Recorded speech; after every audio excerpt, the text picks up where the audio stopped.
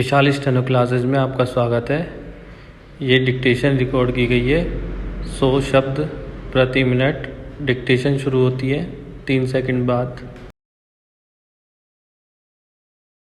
महोदय, शहरी तबका हो या ग्रामीण तबका, चाहे उद्योगपति हो अथवा किसान, विद्युत कटौती की समस्या से सभी लोग ग्रसित हो रहे हैं।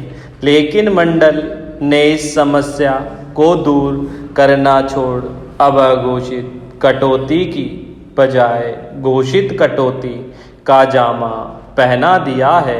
विगत दिनों से मंडल ने संभागीय मुख्यालय में प्रतिदिन 1 घंटे और अन्य क्षेत्रों में 2 घंटे विद्युत कटौती करना शुरू कर दिया है, जबकि इस समय ग्रामीण इलाकों में सिंचाई के लिए बिजली की अत्यंत आवश्यकता होती है। इसलिए निर्बाध रूप से बिजली की आपूर्ति होना चाहिए। यहाँ यह उल्लेखनीय है कि इस वर्ष खरीफ फसल की बुआई कुछ विलंब से हुई, वहीं अकस्मात मानसूनी बारिश की वापसी के कारण यह ज़रूरत उत्पन्न हो गई। इस समय सिंचाई के लिए किसान को पानी की बहुत आवश्यकता होती है और बिजली के अभाव में पानी नहीं सींच सकते हैं।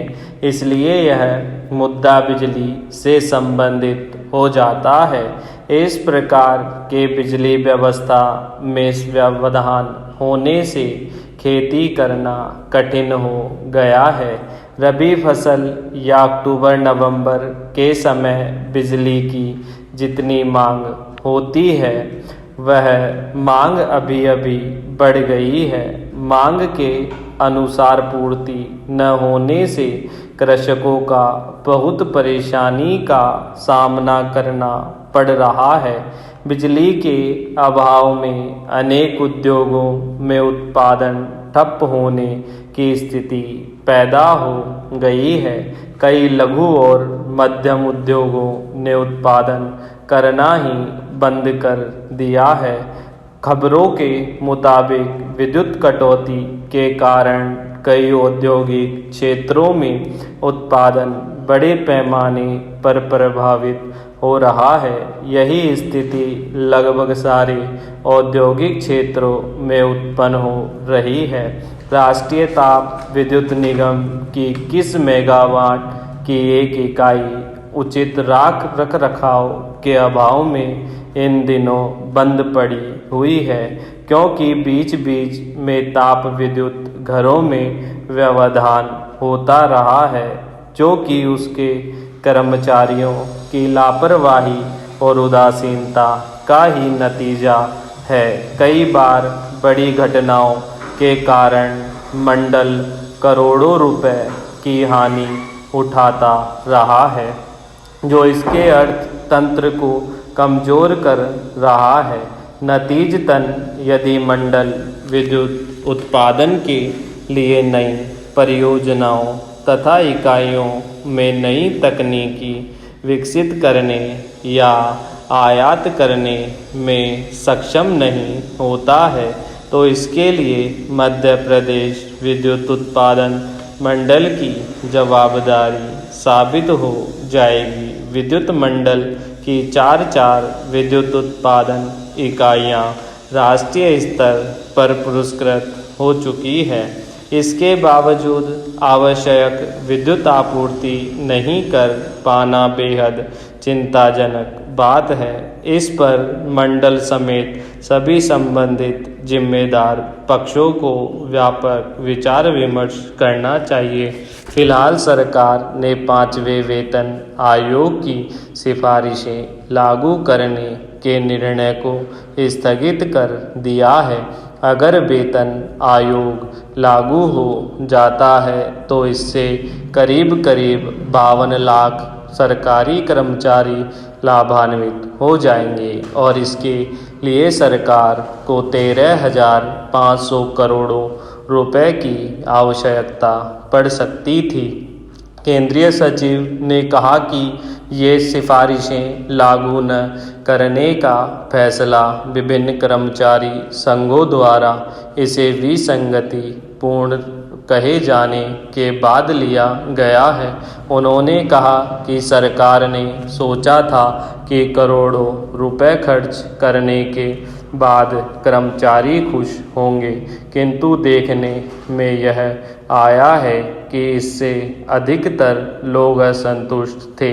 आधिकारिक सूत्रों का कहना है कि वेतन आयोग की सिफारिशों के खिलाफ विभिन्न कर्मचारी संघों द्वारा आंदोलन करने की घोषणा के कारण सरकार को मजबूरीवश यह कदम उठाना पड़ा है। कतिपय सूत्रों का कहना यह भी है कि सरकार ने ये सिफारिशें केवल इसलिए मंजूर की थी ताकि कम वेतन पाने वाले कर्मचारियों को इसका पूरा लाभ मिल सके। सरकारी सूत्रों का कहना है कि राज्य सरकार से राज्य शासन के कर्मचारी भी वेतन में इतनी ही वृद्धि की मांग कर रहे थे जो संभव नहीं लगता था। सूत्रों के द्वारा यह भी पता चला है कि पूर्व में ही राज्य सरकारें अपने राजस्व का 90 से 95% कर्मचारियों के वेतन पर खर्च कर रही है। सरकार के इस निर्णय पर प्रतिक्रिया व्यक्त करते हुए भारतीय कम्युनिस्ट पार्टी के सांसद गुरुदास दास ने कहा कि जब सरकार को मालूम था कि विसंगतियां होने से वेतनमान का विरोध होगा तो उसने इसे लागू ही क्यों किया।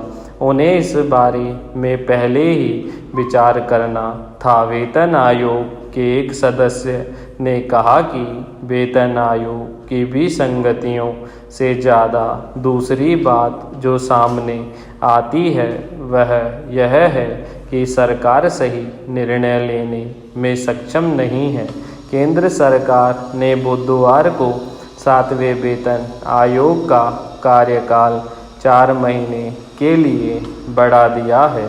एक दिन पहले ऐसा बताया जा रहा था कि वेतन आयोग सितंबर के अंत में अपनी रिपोर्ट सौंप देगा, लेकिन कैबिनेट बैठक में कार्यकाल बढ़ाने के लिए अंतिम मुहर लग गई। बैठक से पहले आशंका जताई जा रही थी कि आयोग का कार्यकाल 2 माह के लिए बढ़ाया जाएगा, लेकिन इसे 4 महीने तक बढ़ा दिया गया। योजना के अनुसार बताया जा रहा है कि 7वें वेतन आयोग की सिफारिशें 1 जनवरी 2016 से लागू होने की संभावना बनती दिख रही है। स्टॉप।